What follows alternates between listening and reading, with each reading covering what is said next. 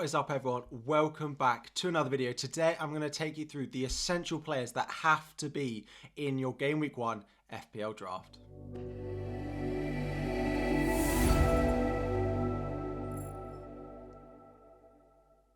What is up, everyone? FPL Harry here. Welcome back to another video. We are just 6 days away from the start of the Premier League season. Today, I'm going to be taking you through those essential picks that you need to make sure are in your game week 1 squads. We're going to go through 6 different picks from a variety of positions, a variety of price points that you have to have if you want to have a good start to your FPL season. So, the first one we're going to start with is Trent Alexander-Arnold of Liverpool. Scored in the Community Shield, no clean sheet, but we know those Liverpool clean sheets are going to come. They've looked so good in pre-season and last season. We know what we're going to get from them. He's the most expensive defender, but of course he's going to pay the points. He's going to give the points back that you get from investing that in him. Now, some of you might be looking at going with Robertson. Some of you might be looking at going with Van Dijk. For me, these are additions on top of Trent. Although Robertson did very well at the end of last season, he massively overperformed what we expected him to. His underlying expected goals, expected assists were nowhere near what Trent would have got last season. So for me, Trent has to be in there. Ignore the price point. If you look at 7.5 options in midfield or attack, none of them will come close to scoring the points that Trent will score this season. So he is the first pick that has to be in your game week 1 squad.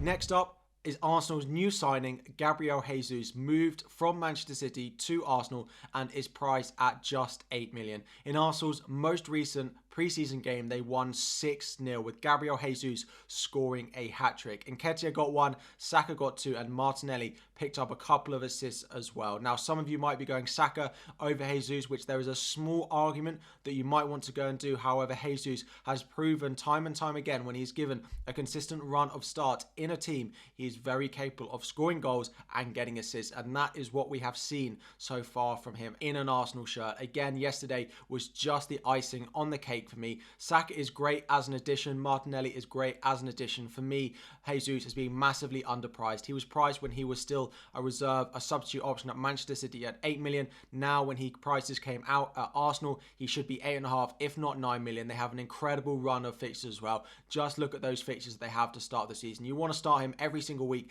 There is a chance that he scores goals in the majority of these matches. There's a chance he scores in all of them as well. He, for me, is the number 1 forward I'd be picking this season. Make sure he's in your team. Thirdly, on this list, we have Joao Cancelo of Manchester City. 7 million, the second most expensive defender behind Trent Alexander-Arnold, who we have already spoken about. They were not as great during the Community Shield. They didn't look quite on it, but I expect them to hit the ground running. Look at the fixtures they start the season with. After West Ham in the opening day, they then play Bournemouth and a great run of fixtures after that as well. It is very possible they concede 1 goal in that opening 5 game weeks. They are the best defence in the league. They kept 20 clean sheets last season. That's more than 50% clean sheet rate, and I expect them to do something very similar again. Now, Laporte is out injured, which does make them a little bit weaker, but given those fixtures they have at the start of the season, you definitely want at least 1 Manchester City option and defender in your team. Cancelo has to be the one that you have. That goal threat that he adds, those bonus points, the assists that you also get, how nailed he was as well. He made 36 appearances for Manchester City last season, more than any other defender and any other player apart from Edison as well. So for me, he has to be in your game week 1 team for those clean sheet odds, those bonus points, goals, assists, plus how nailed he is in that Manchester City team. Next up, we add Mohamed Salah. Again, some of you trying to put together drafts that don't have Salah in, just look at what he did against Manchester City yesterday. He scored 13 FPL points. He got a goal and assist. He would have got maximum bonus points as well. If you don't own him for the start of the season, you run the risk of being behind before the season has even started. I've been in that position. I did it a couple of years ago, and I never want to look back at my worst FPL season ever because I didn't own Salah for the start of the season. He is always known for starting the season well, and Fulham in game week 1, followed by those other fixtures as well. He could be a captaincy pick for the first 6 game weeks. Maybe not Manchester United, but we know what they did against Manchester United twice last year and what Salah did, and there is no doubt that he has the ability to do that again this season. He's going to be the most owned and captain player in game week 1 as well. So again, if you don't own him, the risk of not having him is just too great. He is the best. He is the king of FPL. Stop putting together drafts that don't have Salah and you think, oh, it's great, I can have Son, I can have Haaland, I can have Kane, etc., etc. You don't have Salah. You don't have the most expensive player, the most explosive player, and and the best player in FPL, please stop putting together Salah-less drafts. He needs to be in your Game Week 1 team.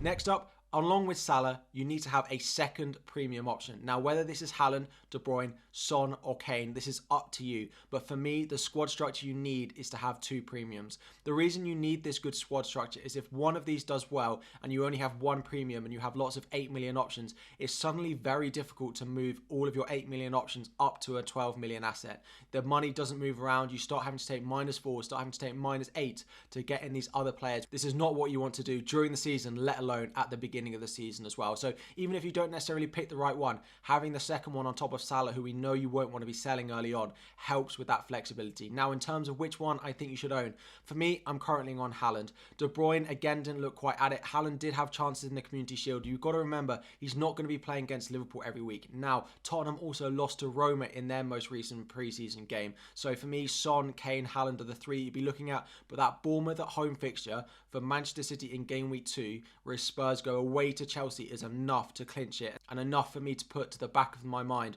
the performance that Manchester City put out at the weekend. So for me, it is Haaland at 11.5 over the other 3. If you want to go for a Spurs asset, then absolutely fine, and then go for it. But you need a second premium in your FPL draft.